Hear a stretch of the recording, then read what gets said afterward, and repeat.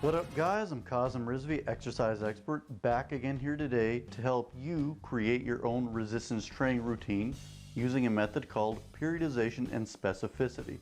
Now what exactly is periodization? Well, periodization is just the planning of the order and duration of the phases of resistance training. And specificity is just exactly what it sounds like. It's just simply creating a specific resistance training routine based on your resistance training goals. So let's take a closer look at it. So periodization has three different types of blocks, and we'll begin with this first one up here at the top called the macro cycle. And so your macro cycle is just the general picture. It contains your entire resistance training routine from start to finish. And for most of us, this usually lasts about 6 months to about a year at a time. But for athletes, it can even last up to about 4 years. And so the macro cycle contains this next block of periodization called your mesocycle.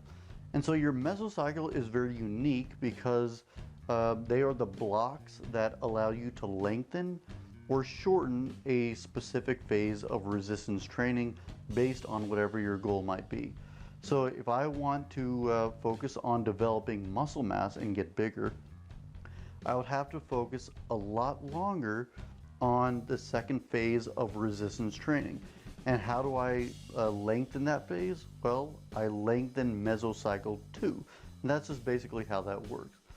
And so your mesocycle usually lasts about a couple weeks to several months at a time.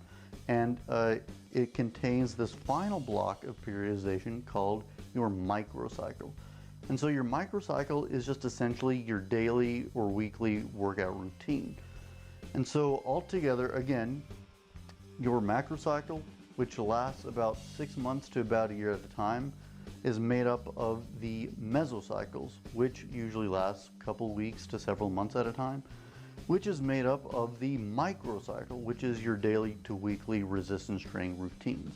Now, all of this is made up of the phases of resistance training, which I'm about to talk to you about in just a second. So there are about 3 or 4 phases of resistance training, and most of us will only be undergoing the first 3 just because the 4th one is usually not needed for most of us and is more intended for athletes because of its explosive or ballistic movements or exercises. So let's begin with this first one up here at the top called the endurance phase. Now your endurance phase is categorized by having a low intensity and high volume, so lightweight and high repetition. So what this does for us is that it helps us reduce muscular fatigue and enhances muscular performance as well as maintaining it.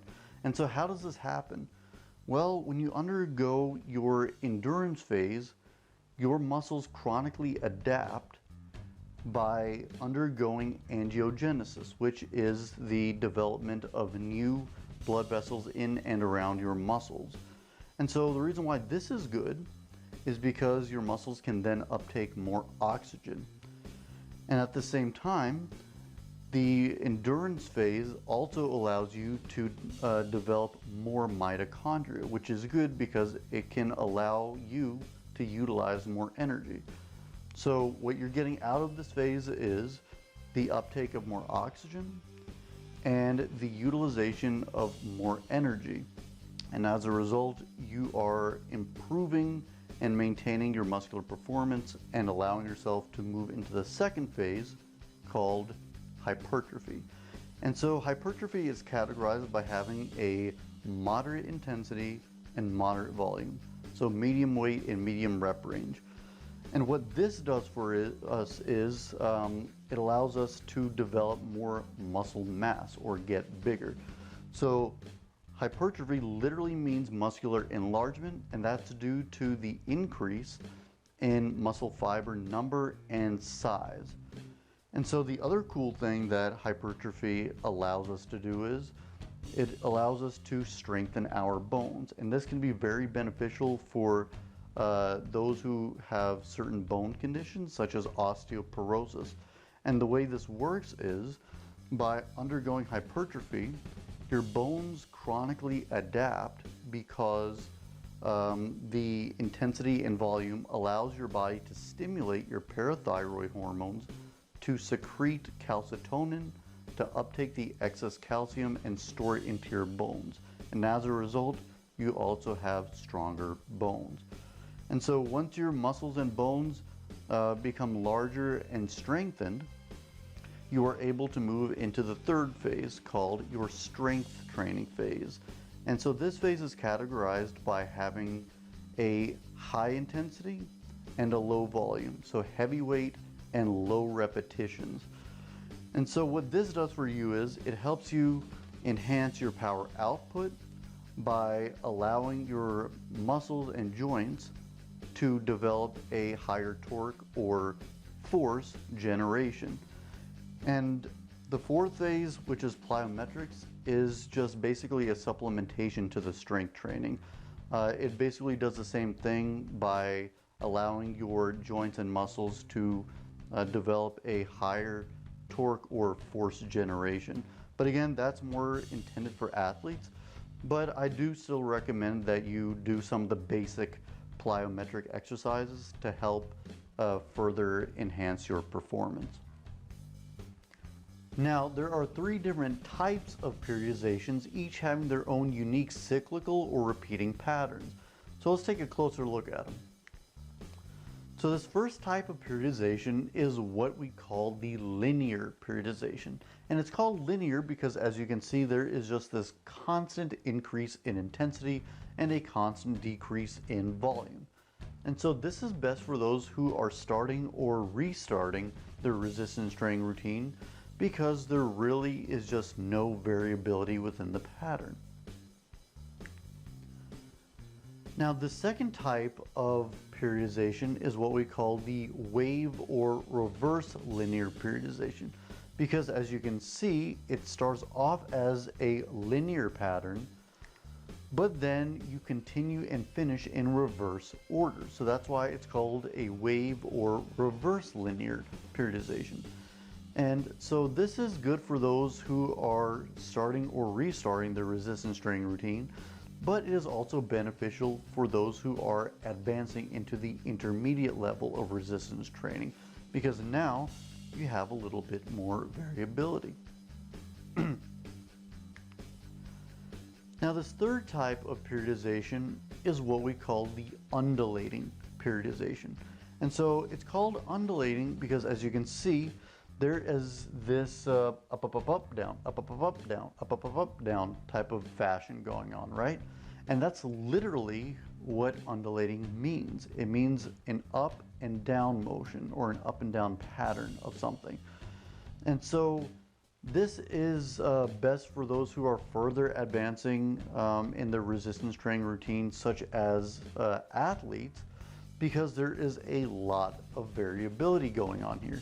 And so that variability is beneficial because it's intended to allow the athletes or advanced lifter to go through a rest period. And so these drops or undulations are meant to help keep the muscles stimulated when they continue rising back again in intensity. So again, these undulations are basically like the rest period, and once they continue on going back up in intensity, their muscles will just feel like how they were starting off in their program. So that's how this method is supposed to work, and I advise you not to start with this type of periodization because there's a lot of variability, and more likely than not, your muscles are not trained or conditioned enough for this type of periodization. Now here's an example of everything that I've talked about put together. Let's take a closer look at it. So up here at the top, as you can see, we have a quarterly macro cycle. And again, a full macro cycle is about 12 months or a year long, right? So what this means is we have ourselves a 3-month resistance training program. And how do I know this? Because we also have 3 1 month mesocycles, right? And each of those mesocycles are made up of 4 weeks long, and each week is making up a microcycle. And another thing to look at here is the pattern. How can we determine what pattern we're using? Well, we definitely have this up, up, up, up, down, up, up, up, up, down, up, up, up, up, down type of pattern going on here. So this is clearly an undulating periodization program, right? So the person who's creating this is probably an athlete. And so what exactly makes up these patterns here? Well, yes, the intensity, but it's the phases of resistance training that contains that intensity. So for example, weeks 1 through 4, let's take a look at those. During the first week, we have ourselves the lowest intensity. So we're working on endurance training. The second week, we moved it up a little bit. We've intensified a little bit more. So we're working on hypertrophy. The third week, we're working on strength. So we're going up a little bit more. And then the fourth week, we're going up a little bit more until we're reaching our near maximum weight, right? Our maximum intensity. And so after that first mesocycle, you are going to drop the intensity and start over at endurance training. And same thing after the second mesocycle. You're going to drop the intensity and start the third mesocycle. Now, let's say for instance, if this was a 6-month program, but it's a linear periodization program, how can I work on developing more muscle mass? All right, this is a separate example that you don't have to worry about referring to right here, but we have ourselves a 6-month resistance training program and we want to develop muscle mass. Well, how can I do that? Well, we can divide each of the mesocycles evenly into 3 different mesocycles, right? So one mesocycle will have 2 months, the next one will have 2 months, and the third one will have 2 months, right? But if I want to work on developing muscle mass, I'm going to need to work on hypertrophy. So during the second phase of resistance training, I can lengthen mesocycle 2 and work on hypertrophy for 3 months, right? So that means I'll just focus on endurance for 1 month, focus on hypertrophy for 3 months, and then work on strength and plyos for the last 2 months. And so that's exactly how a program like this or the one that I just made up works. Now here are the criteria for each of the phases of resistance training. As you can see, each phase has its own intensities, sets, reps, and rest periods. Now the intensities are especially important for you to help you to determine your appropriate starting weight, which I'll get to in just a minute. But first, I'm going to hop off to the side here so that you guys can take a picture of this to refer back to when you're creating or adjusting your routine.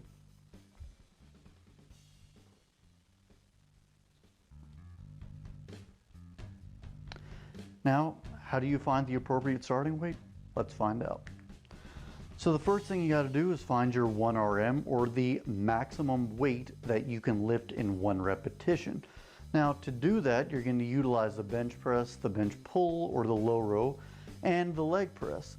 And by utilizing those, you are going to do the 5RM testing, which is the test that allows you to find the maximum amount of weight that you can only do in 5 repetitions.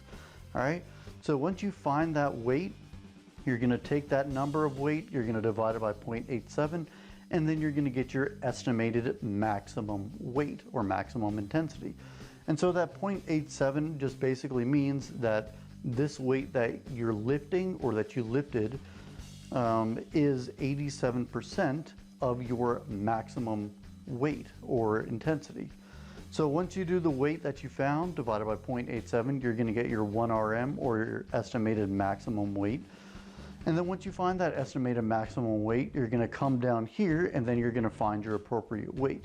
And how do you do that? Well, first you have to understand that maybe I'm not ready for the hypertrophy phase, so I'm going to start in phase 1, all right, because you're a beginner. So you're going to choose, let's say, 60% of your maximum intensity, which is perfectly okay because that falls within the criteria for the endurance training. So let's say your estimated maximum was 200 pounds, and so you want to do a starting weight at 60% intensity because you want to work on your endurance phase. So you're going to take your 200 maximum, and then you're going to multiply it by 0.6 because you want to do 60% intensity of your maximum. And you're going to do 200 times 0.6, and you're going to get 120 pounds. So that 120 pounds is the 60% of your maximum weight, or the 200 pounds that you found, right? And so once you do that, you will be able to appropriately utilize that weight, right? Now, if you find that it's too heavy, you can always reduce it a little bit lower, 55, 50%. But be careful if you're trying to go up. If you find that it's a little light, you're going to be passing on into hypertrophy a little bit, right? And so if you find that it's a little bit light, what you can do is adjust the sets and reps, and it'll make it a little bit more intense, right? So you don't have to only adjust the intensity, but you also have these criteria as well to work with. And so my final comment about this testing thing is I would also utilize it on your shoulders and your arms, because as most of us know, our shoulders and arms are not as nearly as strong as our chest, back, and legs. So if you want to find the more accurate weight for your shoulders and your arms, I recommend going through the process again so that you're not lifting your 120 pounds with your biceps, because that's a lot of weight, right? Now, my final few pieces of advice, and these are pretty important. The first thing is, please get a physician's clearance if needed. If you don't need it, then you're fine, all right? Second thing is, if you have osteoarthritis, I would highly recommend that you start with body weight and not use any external resistance. And so the reason why that is because we want to work on your pain tolerance so that you can develop a larger range of motion, and then you can be able to probably tolerate a little bit more external load. But when you're applying that external load, please be careful. Just start off with a very light intensity and work your way up very slowly, all right? And for those who are not under any conditions or not dealing with any conditions, as well as those who do have conditions, I must say, don't go over 10% increase each week. Otherwise, you'll be risking overtraining or undertraining. And the undertraining is due to going anywhere below about a 5% increase. And so another thing is, a lot of us happen to be doing static stretches before our resistance training. So static stretches are these, right? Where you pull and you hold it. What you want to do is do dynamic stretches. So things like this, dynamic stretches. So the good thing about those dynamic stretches is that it gets the blood flowing to the muscles, it warms the muscles up, and it also activates the muscle spindles, which helps you contract the muscles, right? And also it helps you develop a little bit more range of motion. The static stretches, however, they help to stimulate the GTOs, or the Golgi tendon organs, which help your muscles relax, right? So when you're holding it and stretching it like this, you're actually telling your muscles to relax, and that's not a very good thing before you're trying to lift weight. Otherwise, your lift is not going to be as optimal as you wished, right? And then finally, use appropriate biomechanics. Lift how your body was built to lift, right? Don't try to lift a weight without knowing how to do the exercise appropriately. Otherwise, you're risking physical injuries, right? And we don't want that. So, and that's what I'm gonna do from the rest of my videos from now on. I'm gonna show you how to do the exercises appropriately and why they should be done like that, right? And finally, my next 3 videos are going to be over the biomechanics of the bench press, the low row, and the leg press. And as you might have guessed, yes, they're the same thing as these. And the reason why I'm doing that is so that you guys can know how to appropriately lift during your 5RM or your 1RM tests, so that you can get a appropriate and optimized results that you've been looking for, right? And that way you can get an even more accurate starting weight as well. All right, but if you guys have any questions, comments, or concerns, feel free to comment below or email me at krizv8@gmail.com. And remember to like, comment, and subscribe. And I'm Kazim Rizvi, exercise expert. See you guys next time.